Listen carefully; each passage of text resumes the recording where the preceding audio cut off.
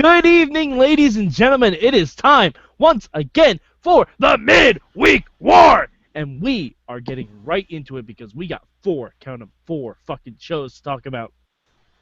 And goddamn, what a great midweek it was, gentlemen. With me, as always, is the voice of Inspire Pro Wrestling, Eamon Paton. How are you, sir? I'm happy to talk about wrestling again. We'll get into more of that later, but yes. Oh my God, so much stuff this weekend. With us, as always, is the person who likes Impact, Tonio Garza. How are you, sir? Hey, so this week I'm gonna rank TNA number 4. Can we now talk about Lucha? we know your weakness. The one thing that will make them rank TNA low. Wow, I love it. We're starting out hot, spitting hot fire already. Okay. So as always, we're gonna start with our one word. Eamon, what is your one word to describe Impact this week? Oh God. Mixed. Okay. There's stuff I liked, stuff I didn't. Okay. All right. Garza, how about you? Well, it's gonna be dramatic. Dramatic. Okay. Damn it, Matt Carlins. Matt Carlins is all right. So Matt Carlins will be joining us later on the Midweek War, but right now we're talking about Impact, and my one word is going to be progressive? Question mark. Well, progressive or progression? Because those are two very different things. I'll get into it. I'll get into it. Okay. Okay. I'm putting a question mark at the end because it's a wait and see approach. Okay. Yeah. All right. So, Eamon, what was your good this week from Impact? My good this week from Impact is actually my good from last week's Impact, I believe, if I remember correctly, which was Tyrus. Their idea of using Tyrus to babysit Matt Hardy's son. That was the best thing ever. Nanny Tyrus. The best is he's always he was legitimately so concerned to like get him in and out of the ring, which was amazing. I love when he was walking down the ramp and he was like just getting behind because he was like walking really, really slow, just super careful. You could tell he's not a father. Yeah, it was definitely like swaddling the baby, which why do we have to bring that kid out? I mean, can TNA just not afford a babysitter? Is that what's going on here? Well, that was also they didn't bring him out for the main event, which Tyrus came his out. Bedtime, Eamon. Well, which Tyrus came out for, so I was like, okay, so do they have a surrogate babysitter?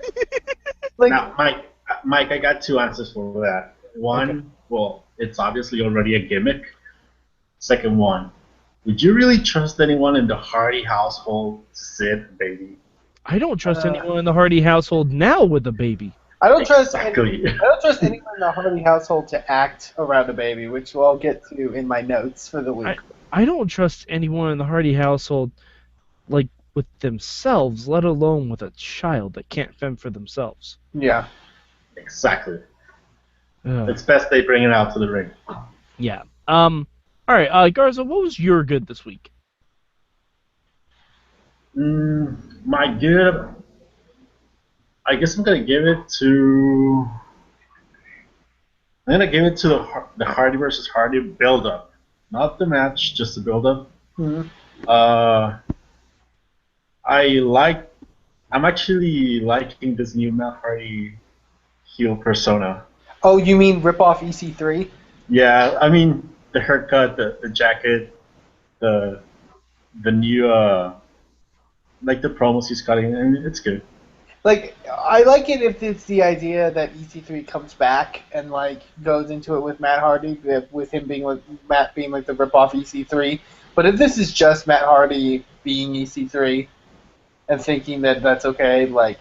Well, this is what Matt Hardy supposedly did in Ring of Honor too. Like Yeah, when he but was Big Money Matt. I mean, I didn't watch Ring of Honor then, so I don't know. But I mean, it kind of just seems like he's doing the same gimmick. well, it wasn't really a money thing in Ring of Honor. It was more like I'm the biggest star for Ring of Honor because I'm did all this stuff in WWE sort of thing. Okay. But hey, whatever. Yeah, I mean, it could be worse. My good for this week, Crazy Steve. I never thought I would say those words in my life. You can mark it down, folks. I was gonna use that as my good, but I figured you two were just gonna like kill me on it. So I No, figured I'm thank, just go with thank you, Cardi. thank you for not stealing it because Yeah, I'm super down with the decay. yeah, that's the word. I was trying to think of what word they kept saying because I was just going to use that as my lower third, but I couldn't think of it. Last week was because I had been spoiled that Crazy Steve and Abyss had teamed up, and I'm like, oh god, that's going to be a piece of shit. But no, Well, fuck, here's the thing. no, it's really really good.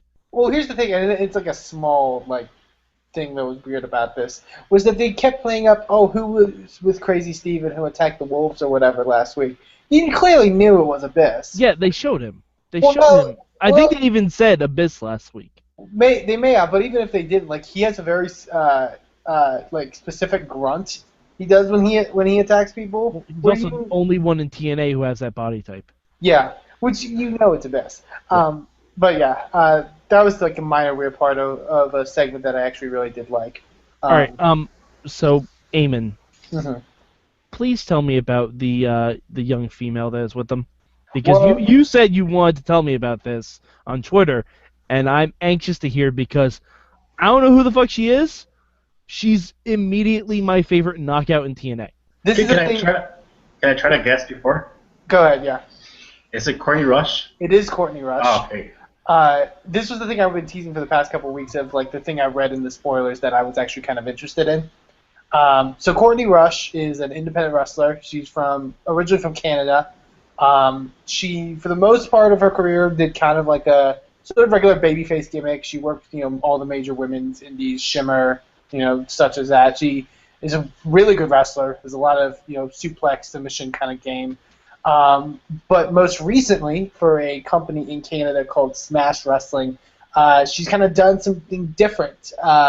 She's in a feud currently, actually, right now with Cherry Bomb, which basically what happened was Cherry Bomb and her tag team partner Kimberly cut the hair of Courtney Rush, and it set Courtney insane.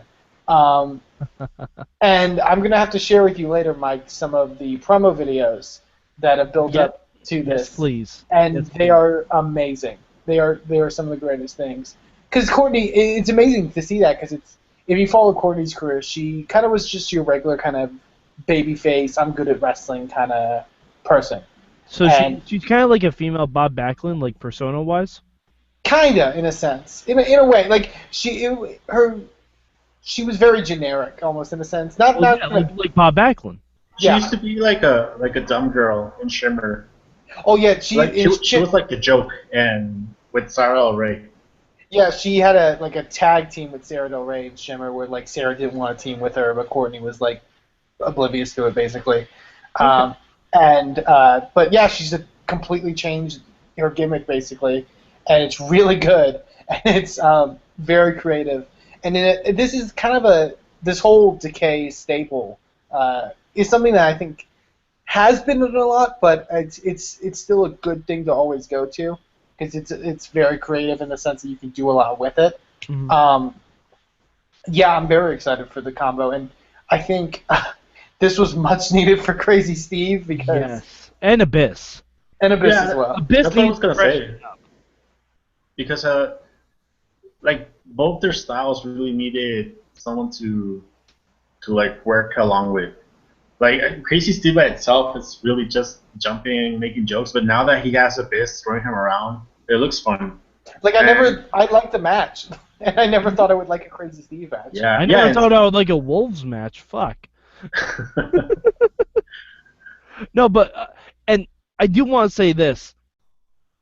This Decay faction, they're the one that should be using doll parts as their theme. I believe.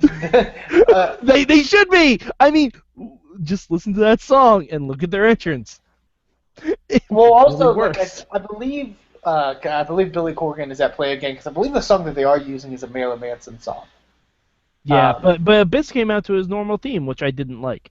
I Yeah. think they should all just come out to the same thing. I think it was meant to be like, oh, it's a surprise that Abyss was. Yeah, just for the reveal. Yeah, I Yeah. guess. I'm actually But- hoping Abyss changes the attire a little bit. Yeah, but I really. Oh, do we know her name? Is it Veronica? No, going off of her Twitter name change, she's going by Rosemary, Rosemary. Oh, which I actually kind of like. Rosemary's Baby. Okay. Yeah. Yeah. No, it's good. That's good. Seriously. We normally don't advocate watching Impact unless there's something that's really good on. Find this segment and watch it. It was really, really well done. Super creepy. Reminded me of American Horror Story a lot. Mhm. Yeah. All right. Oh, okay. Go ahead, Eamon. Oh, I was just also going to say, like, going to your point about like needing new knockouts, like I hope they throw her in the knockouts division as well because she's a very talented worker as well as the character. So Yeah. Speaking of needing freshening up, the Knockouts division. we'll get to that. Yeah, we'll get to that. We might get to that right now. Eamon, what's your bad for this week? My bad for this week is actually not the knockouts thing. It goes to Feast or Fired. Really? Okay. In general, I liked it. Like, it was okay. And I don't want to say I liked it. It was okay. I don't like Feast or Fired. Because I noted in my notes, I seriously don't understand Feast or Fired because it's way too big of a risk. Especially with the way TNA is now, you can get a title shot. Like there's not a lot that's holding... Like, I'm sure if Beer Money was like, hey, Wolves, we're going to challenge you for the tag team titles, they would get a tag title shot. Or if, you know what I mean? I guess the only one would be the heavyweight title. You know what I mean? But, like, when Eric Young is asking for King of the Mountain title shots and Bobby Roode's like, okay, fine. Like, it's not to risk your job for an opportunity at, like, a championship match that you may not even want, like, it's too big of a risk for the reward. Well, I think that depends on who you are, though. No, and I think the biggest thing you can earn here is that surprise cash-in. Yeah, and I get it. Like, I get it. And there's no time constraint on it either, apparently. Is there? I don't think there is. They've never done a whole year, so I don't know. Yeah. But yeah, we'll have to see. But yeah, that's just my bad because I don't. Yeah, my only bad about Feast or Fired is that hello X Division title, where are you? We got an actual X Division match this week after how many weeks of being on Pop? Yeah, and speaking of needing freshening up, we'll get to there too. Garza, what was your bad this week? I guess I'm just gonna continue the trail because my bad was also Feast or Fired, but I guess for different reasons, and it goes back to my word dramatic. The whole opening the briefcase segments, that was like super annoying, super dramatic, and super predictable. Like you have a super. Once you saw the four people it was. Exactly, you have a main eventer, a mid carder guy, and a tag team that's in the room as a tag team. Garza, I swear to God, and I'm being very serious about this. If James Storm opened up that briefcase to find that he was fired, TNA would have been my number one this week. I don't care what else would have happened on the show because that would have been fucking amazing. That happens. Yeah. Could you imagine? And then Bobby Roode would just be like, "Well, thanks. You came back. I lost my King of the Mountain belt, and now you're gone." And Eli just goes, "Sorry about your damn luck." Also, how weird was it when they did the thing with Eli and Jesse where he teased opening his briefcase early, but it didn't affect him at all? He fucking opened it. I thought those things had locks on them. That was horrible. But here's the thing, the whole thing was they were being Eli was worried that he might get the firework. Jesse's just open it. If you're gonna do a segment like that, and you're clearly going to do it so everyone else doesn't know you're doing it, have him open the fired briefcase, and then have him try to go be like, hey, Grado, Exactly. you want Switch, man? That's what I thought they were gonna do. That's Yeah. entirely what I thought they were gonna do. But But it's, without doing that payoff, it's stupid to do at the beginning. also, I Yeah. noted, because like Tonio, like you mentioned, they do like the dramatic kind of thing or whatever, and they do like a long scene on Grotto where he's like upset and like downtrodden that he's lost, and it's kind of like really dramatic in a way, and he's like sad, and he eventually leaves, and the door slowly closes, and then they just cut back to the arena, and immediately Josh Matthews just goes, "Couldn't have happened to a better guy. Greatest I fired. know. We won't see him next week." And I just wrote, what the fuck did he do to you, Josh? I really hope this turns Grado super heel, and he joins up with Crazy Steve and Abyss. Like, I don't know. I don't know why. I don't know. Again, too creative for TNA. But I would love to see that. Do you consider that Galloway and Grado just had like a huge year-long feud in the UK, so maybe Yeah. they'll just stand it here. But like, did Grado like not kayfabe like hit on Madison Rayne and Josh Matthews is pissed at him? Like, why was he so like fuck you, Grado? Like, it was weird. If that's the case, he probably hates the Pope. Well, don't we all? Yeah. Yeah. There's a large fan club for that. My bad this week is Gregory Shane Helms. Gregory Shane, Michael Jeffrey Helms. Gregory Shane, Michael Jeffrey, don't call me Hurricane Sandy Helms. Oh no. Sandy. Yeah, I don't know why. It was the first hurricane name I could think of. No. This is not what the X Division needs. What the X Division needs is a champion that is young and can talk and has a gimmick. Hello, Zima Ion. But what about Andrews? He's got the skateboard. No. And he now has a spot with the No, that's a skateboard. prop. That's a prop. Managers is the TNA version of Carrot Top. I love how little the crowd popped for that spot because he did it at the pay-per-view. Yeah, he did the exact same spot. Like, it's. But in theory, that's a really cool spot. Like, yes, the first time you see it. The second time, you gotta switch it up a little bit. Like, if he came down, going for that again, then got super kicked off the skateboard, that He now would needs have to been do amazing. needs to do a kick flick now on the way. yeah. No, because you can tell Mark Andrews does not skateboard. He looks so tentative getting on that thing every single time. Well, yeah, because he's got to skateboard down and do a head scissors, for Christ's sake. Yeah, but he looked tentative getting on the skateboard. Yeah. Once he got to DJZ, he looked fine. But he looked tentative getting on the fucking thing. And he's got a cool hat, though. don't know. He sure is Dennis the Menace. Going back to Hurricane Sandy, I wouldn't really mind if they use him to put Tigre Uno over, but I just feel they're not going to do it. But see, the thing is, you don't need to put it over Tigre Uno anymore. He's over. He's fine. Like, Is he over? Is he? would having him beat Hurricane really help if he wasn't? No, but Having him beat Kurt Angle would help. that's fair. I mean, the thing is that Tigre Uno has defeated pretty much everyone already in the division. At least 3 times. Exactly. So that's why I think that maybe just a one-on-one feud with Helms would work more than having more three-ways. But again, I get there's the no story. There's no story around it. No, I mean, they're barely going to start it. I think there's a little story in this. They're trying to build in the sense of like Gregory Helms, Shane, whatever the fuck, was like, you know, he was a staple of the cruiserweights and kind of like a, you know, that kind of guy for 10 years ago or whatever. I think they're trying to play off that, but going to what Tonio said, it only works if you if it puts Tigre over and gives him the win. Like, Or if Bruno was able to respond other than just staring and nodding. Like, we know he can talk. Yeah. He did a whole promo about how he hated Donald Trump. I mean, come the fuck on. Yeah, well. Let's do something with it. All right. Who knows? All right, Eamon, what will be your change for Impact this week? Okay, I'm going to run through my notes. Oh, good. We get the weekly Eamon's notes reading. Okay, I just love the opening line from when Jeff Hardy was backstage being interviewed, where he just goes, "I'm gonna go paint my face." I don't know why I laughed at that so hard.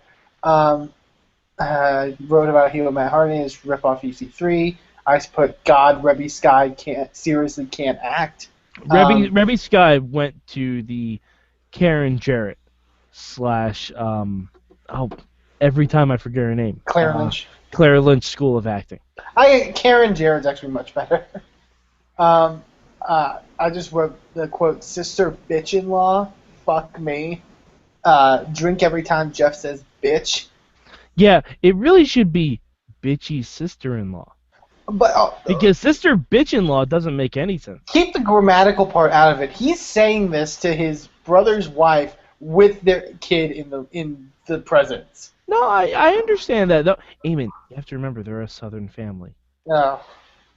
I also noted that Jeff really loves saying things in threes. I wonder why. It's because he tries to start chants. Yeah, because the sign of somebody that can't really get people behind them. Yeah, going to the Feast of Fire thing, I quote from Josh, "Championship opportunities don't happen every week, but they do, though." For free. Yeah. Yeah. I just wrote, "Finally an X Division match." The next note is solely based on the backstage promo, but I just wrote ... I kind of like New Awesome Kong. Solely based on the backstage promo. Yeah, that's what I was gonna say. It was different. It's different. I'll give it that. I think there was a reason Awesome Kong never talked. I also like that they've kind of pulled back on Marty, Jade, and Rebel being like literal mesmerized, come to life dolls and just being people. You know what I mean? What was that ever their gimmick? Kinda. With Taryn it was, because it was just kind of like they were being like, they weren't being real. I thought they were just doing Mean Girls. I thought it was just like 1-800 call girls. There. I wrote, "Oh great, ... let's put Angle in this thing," referring to the heavyweight title feud. Mm-hmm. And from the Knockouts match, I just wrote, "Oh Velvet ... No." At least she got squashed. But she got squashed terribly. Oh, yeah. Because her getting thrown into the steps and just being like, "Ow, ow," like horrible selling. Yeah. Awful. Like, I hate to say this because I really love Kong, but she really shouldn't wrestle anymore. Yeah. She's got a lot of. She legitimately has a lot of back issues. Okay, that was what I didn't know, but she's just way too slow now. Yeah. Well, I thought she had retired. Like, I'm surprised she's even still in TNA. No, she retired the name. Did she? Yeah, in Japan. Oh, in Japan. Okay, because I was gonna say, I'm like, she was using the same name. She was Amazing Kong over there. Oh, right. Okay, I get it. But still, like, okay. Just two more notes in it really quick. TNA's new T-shirts look awful. Have you seen some of those? Well, they've always been awful. They look like the knockoff like puffy paint ones that you get at like flea markets. Yeah. You know what I mean? Really at least bad. they're not like super affliction as they used to. And then I just wrote ... this Beer Money T-shirt ad ... Oh, and they showed it so many times. "It pays to be rude. Sorry about your damn luck. Beer money." You know what I thought? You know what I thought they were? What? Eamon, you may be too young to remember this, but I know Garza will remember. Garza, do you remember the Miller Lite Catfight Girl segment at WrestleMania? Yes. Did that give you flashbacks or PTSD a little bit? Like Hulk Hogan. Like, I expected, like, at some point, James Storm and Bobby Roode to come into frame and, like, do something funny with the girls. But no, they just said their catchphrases and said beer money, and that was it. That was the whole act. That would be by the way, I brought up the TNA shop site to take a look at the shirts you were talking about. Uh-huh. And the big splash ad is the shirts for the Revolution. So TNA is on point with their stuff. That was 2 Abyss gimmicks ago. Yeah. Touche. Oh my god! Can we measure TNA in terms of Abyss gimmicks? Can we start doing that? Like, how many Abyss gimmicks ago was Jeff Hardy a heel? Because I think it was at least 5 or 6 gimmicks. I love that that's the best. They're selling, the head thing is Revolution t-shirts. 2 of the guys have changed their gimmicks. The other 2 have left the company. Yep. Oh god. All right, Eamon, are you done with That's your all my notes? notes. I'm sorry. All right, no, it's fine. I appreciate the notes all the time. Garza, what would your change be? Okay, let me see what's left to change. Okay, I got you with that one. Even though I was super praising the Decay, I didn't like that they already had a match, even if it ended like it ended. I think this week, this segment should have just been the brawl and not an actual match. Go like a side part of what you of that point. I also didn't like that they came out during the main event.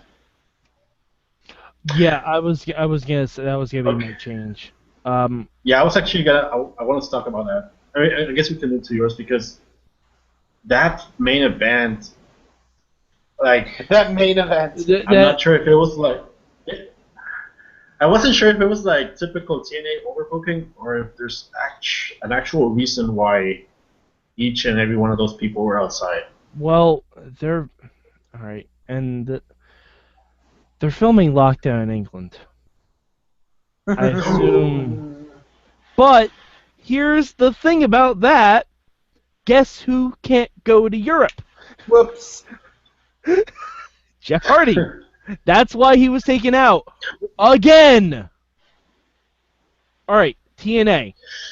That's TNA. okay. This is my change. Let Jeff Hardy go. Just let him go. You are bigger overseas than you are here in the States. You cannot give Jeff Hardy a championship because he cannot leave the country. I can only imagine like some TNA UK fans being like, "Oh well, Jeff Hardy didn't make it this time around. Maybe he'll make it next year." And at this point, 4 years later, they're like, "God fucking damn it! Is he ever gonna come?" Like, either let Jeff Hardy go, or stop booking main world title angles around him. You have to do one or the other because you guys tour in the UK a lot.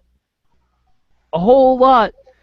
And for a guy that's supposed to be going for the world title, he can't come on 1/3 of your tours. That's not a good thing. Either that or, I don't know, maybe you have lawyers. Try and help Jeff get out of this so that he can travel. Like, there are ways around it, I'm sure. Like, WWE had some guys that couldn't travel for a while. Now they can. I mean, I don't know what to do with it, but because as soon as I see Jeff Hardy go down with another injury, I'm like, oh right, they're going to England soon. Oh, January's almost done. Yeah, they're going to England soon. Like, that's why. And that main event, that was just dog shit. I don't mind if it's like dog shit. Like, all right, if you're gonna do that, have the last person come out be EC3. Because that's how this started. Yeah, but I do kind of like that they're keeping EC3 out for now. No, TNA has never been served by keeping Ethan Carter off of their screens for very long. We barely get Rockstar Spud. But poor Rockstar Spud. But what I was going to say was, if you want to at least get to the point of what they were doing, which was Eric Young taking out Jeff Hardy, the story's simple. Matt Hardy pays off Eric Young to, take out Jeff Hardy. And if Bram wants to come out with him, sure, fine, whatever. Yeah. They're a team now. But you don't need your money. You don't need the new stable of yours to come out. You don't need all of that. Yeah, you don't need any of that. You can just have Eric Young attack Jeff Hardy before the match even starts. Yeah. like when he's on the ramp, and that way you pile drive him on the ramp, it looks better. Mhm. You know, now that we're saying this, there's something I guess we could change. The Wolves should have regained the titles today, and now you have perfect excuse for the Decay to attack Beer Money and try to take that briefcase. That's true. Yeah, but I don't know. I just don't think you should have had the Decay in there at all. No, you shouldn't. Oh, yeah, because, I agree, because I it agree. ruins their creepy vibe. They should be Gotcha. like the Wyatts, like they like when the Wyatts first started. Yeah. But- If the first time the Wyatt started, they got into a brawl or whatever with like whatever, thing or whatever, it would have Yeah, because it already like makes them look kind of weak and shitty. yeah. But anyway, TNA, just don't screw up the Decay. It's really good. Please don't screw it up. I want to like you. I want your company to succeed. Please don't screw it up. All right. So this should be interesting. Eamon, where are you rating TNA this week? There is some good stuff on this show. The X Division match isn't bad. The what was I going to say? I like the Decay stuff. I like the introduction of the Decay. We didn't note it. I'm kind of liking Mike Bennett. I liked that he just interrupted the Feast of Fire briefcase thing. I thought he should have tried to buy one of the cases off of someone. That would have been cool. And if they're hinting to a feud with him and Drew Galloway, I think that's a good feud to have because they're both really talented. Mm-hmm. But it is my number 4 for the week. Just again, it's a lot of the stuff I don't like about it. Okay. All right, Garza, how about you? Or are you sticking with the number 4 that you said at the top of the show? I actually am. I just didn't want. I want to expand a little bit. I thought it had good parts, and once we get to Ring of Honor, I kind of feel that Ring of Honor and TNA were equally crappy this week. Oh, really? Yeah, I actually did. But the whole Feast and Fire right? It took over so much of the show that it really just got on my nerves. So number 4. Okay. I'm gonna shock you guys. Oh my God! Don't. Oh, Are you, is this I'm the first time that someone rates TNA if higher than I did? I was gonna say if you rank it a certain level, I'm gonna get Krista Joseph on the phone. TNA's number 2 for me this week. Oh my God! Really? Number two. I really, really like the Decay stuff. And honestly, that's what I'm basing it on because apart from what we saw in Lucha Underground, that was the most engaging thing I saw in wrestling this week. Really? Yeah, being dead serious about that, I really, really enjoyed it. It took one character who I used to love and thought I would never be able to love again, and it took one character I thought I would never, ever enjoy in my life, and it made me love both of them and gave me a new character to enjoy. Plus, it felt new. Mm-hmm. And TNA, that's all I'm asking you to do. New stuff. And Matt Hardy's heel work is fine. I don't necessarily agree with how we got there, but now we're here. Matt Hardy's a good heel. He always has been. He's always been a more natural heel than a babyface because, let's face it, Matt Hardy is a babyface suck because he looks like he has a face you can punch. Yeah. I'm being honest here. No, I agree. He's always been like the Backstreet Boy of the group, and Matt has always been the Backstreet Boy that gets kicked off of the group. Yeah. That's always been their dynamic. He's been the schleppy one. He's got the Jimmy legs. Like he's the Jimmy legs. He's the Christian. He's the Janetti. He's always been the lesser of the two. And he's also the Christian. I was gonna say he's probably is super Christian. Yeah, he's not the Devon because he doesn't get that tan. But anyway, Jesus. Yeah. Okay, let's. Yeah, I'm horrible. I'm a horrible person. But yeah, TNA's number 2 for me this week. I don't expect it to last. I'll be surprised if it does. But yeah, TNA, I really liked the Decades, and I actually didn't mind Feast or Fired. I thought they were smart choices. I would have liked to see Rockstar Spud get in there. Somehow, but they're smart choices. Eli Drake, King of the Mountain, sure. Drew Galloway, world title makes sense, especially with Matt being the champion now. Yeah. Like I said, they're logical choices, but I just felt that they were way too predictable. Yeah, but I'm okay with predictable if it's if it's followed, like if it's logical. Yeah, I'm okay with yeah. predictable if it's You logical. know, it will make sense once they get to the point where they need to catch it. Like it won't be like Hernandez when he won and you know he was gonna lose. Right. Yeah. Now see if Drew Galloway, and I'm saying this so I hope it doesn't happen. Whenever we get a Matt Hardy versus CC3 match again, if Drew Galloway cashes in to make it a triple threat match with the three of them again, TNA will be ranked number 5. Oh, was it? I was gonna say, what if they do that and then they're like, let's name a special referee for the match, and it's Taryn Terrell. Terrell. Yeah. Okay. And I'm down with. Sidebar: if they make Taryn Terrell the special referee for that, TNA number 1 that week. I was going to say, and then EC3 just goes, am I the only one that doesn't want special referees in this thing? Hey, Taryn Terrell does have a whole career as a referee, which started in TNA. Oh, true. We know. She We has remember proper that. experience. She'll cut it like right in the middle, even But though it's a 3-way. I was going to say, well, okay, my choices for the referee in that joke was either Taryn Terrell or Jinder Mahal. Oh, either one will make TNA number 1 for me. Either one of those. TNA number 1 automatically. Fuck. I forgot all about Jinder Mahal. No, you're not the only one. Hey, all right. Let's stop hindering Jinder. Eamon, where can the people of the internet find you? They can find me on Twitter. I'm probably never working with Jinder Mahal if he hears this. On Twitter at Eamon2Please. And you can check out Inspire Pro Wrestling at Inspire Pro Res. All right, Garza, how about you? Find me at DW Revolution for Twitter. Find me at DWrestlingRevolution.com. And you can find me at the Wrestling Mayhem Show Facebook group, where I'm going to start promoting Jinder Mahal, because if we're going to have an Indian guy in TNA, I'd rather it's Jinder than Mahabali. So there you You go. know what? That's fucking fair, and I will co-sign that. Jinder was almost the first NXT champion. He was. That's true. All right, you can find me at MadMike4883 on the Twitter machine. You can also find me on the Total Divas wrap-up coming tomorrow with Jen Carlins. So we got 3 more shows to do. This ain't done right now. We're getting ready to talk about something really, really special, folks. Lucha Underground. So stay tuned to the Midweek War!